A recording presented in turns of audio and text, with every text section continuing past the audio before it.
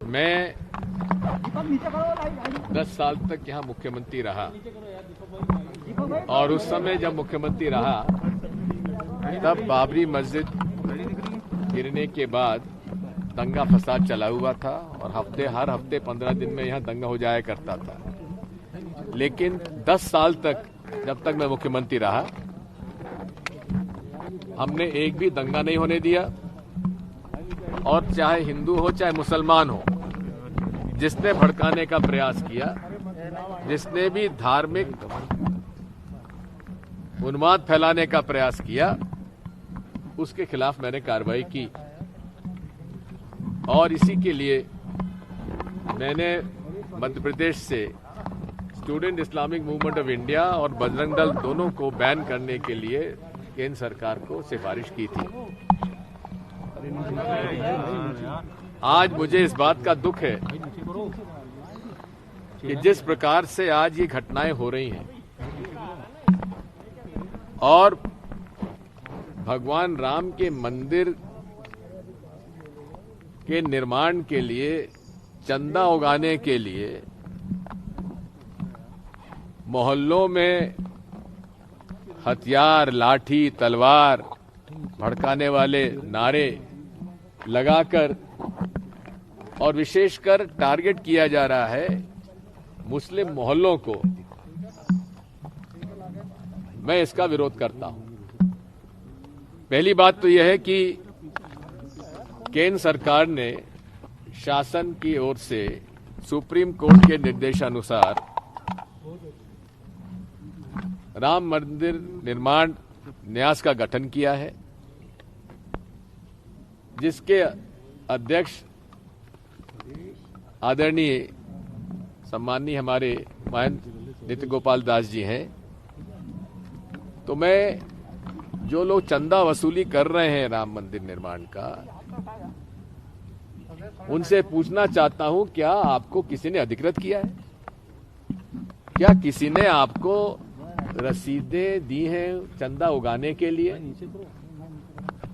या केवल आप हिंदू मुस्लिम एकता को तोड़ने के लिए, बिगाड़ने के लिए आप इस प्रकार का वातावरण इस प्रदेश में निर्मित कर रहे हैं? मैं एक डिवोट हिंदू हूं, प्रैक्टिसिंग हिंदू हूं, और भाजपा के जितने भी बड़े नेता हैं उनसे मैं दावे के साथ कह सकता हूं कि बेहतर हिंदू हूं। सनातन धर्म सर्वधर्म समभाव में विश्वास रखता है, वासुदेव कुटुंबकम में विश्वास रखता है। ये कौन लोग हैं जो इस तरह से हिंदू मुसलमान एकता को बिगाड़ना चाहते हैं इस देश में, जो स्वामी विवेकानंद की भावना को बिगाड़ना चाहते हैं? मैं इसका विरोध करता हूं और करूंगा। अगर सरकार नहीं मानेगी तो जो भी मुझे कार्रवाई करना होगी मैं करूंगा। मैं डरने वाला नहीं हूं। हिंदू मुस्लिम एकता इस देश की बुनियाद है। इस देश की आजादी में हिंदू और मुसलमानों ने मिलकर आजादी की लड़ाई लड़ी थी।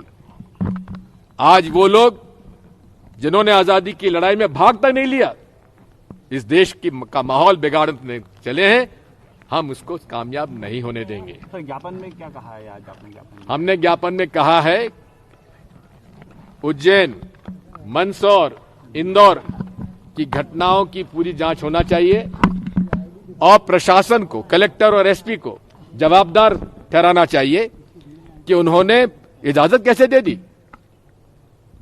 अजीब सी घटना है। जिनके घर जलाए जा रहे हैं, जिनके ट्रैक्टर और गाड़ियां तोड़ी जा रही हैं, जिनको गोली मारी जा रही है, उनके ही खिलाफ मुकदमा दायर हो रहा है। ये कौन सा न्याय है?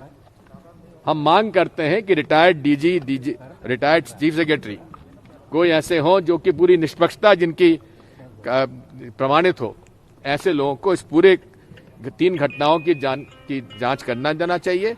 और कलेक्टर, एसपीस को जिन जिलों में ये हुआ उनको तत्काल हटाकर वहां पर दूसरे लोगों को पोस्ट किया जाना चाहिए।